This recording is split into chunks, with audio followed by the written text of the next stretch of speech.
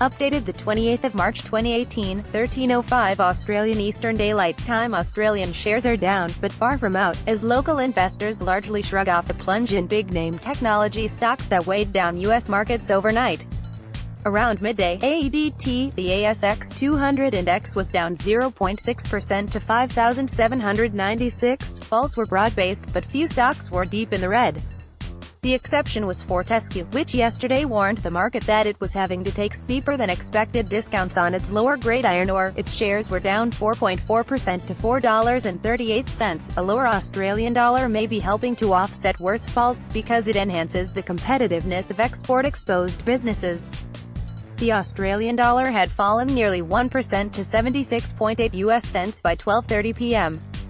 It has also weakened considerably against the British pound minus 0.4%, euro minus 0.6%, Japanese yen minus 0.9%, and New Zealand dollar minus 0.4%. The US dollar advanced against LG 10 peers overnight, amid a squeeze in bonds and a sell-off in the tech sector. ANZ's Daniel Bin said, "The Australian dollar underperformed and further weakness is possible, given it remains at the mercy of shifts in global risk appetite." Wall Street whipsaws. The Nasdaq was the worst performing index on Wall Street overnight, falling 2.9%, while the S.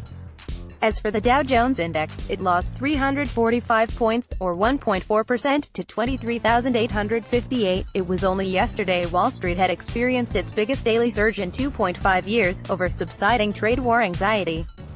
On the flip side, European markets finished sharply higher, closing before the U.S. sell-off, with London and Frankfurt gaining 1.6% as U.S.-China trade tensions eased. For now, market players, getting worried. Analysts said the overnight reversal in U.S. stocks is concerning, given the strong rally just the day before. "Now I am getting worried," wrote AXA Traders chief market strategist, Greg McKenna. "We have seen another dead cat bounce for U.S. stocks while U.S. 10-year treasuries are slipping down and through 2.8%. To me, it speaks to uncertainty and caution.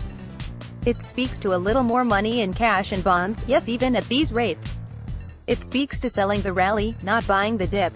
It speaks to not feeling a rush to get to market to buy stocks when you get fresh money or a new allocation.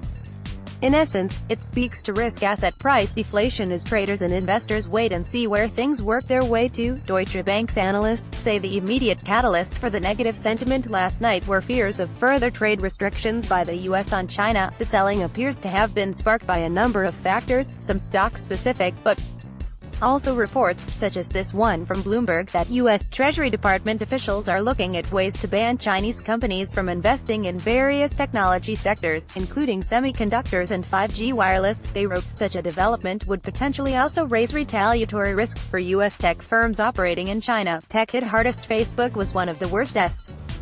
Dropped 4.9%, as it continues to be plagued by the Cambridge Analytica data leak scandal.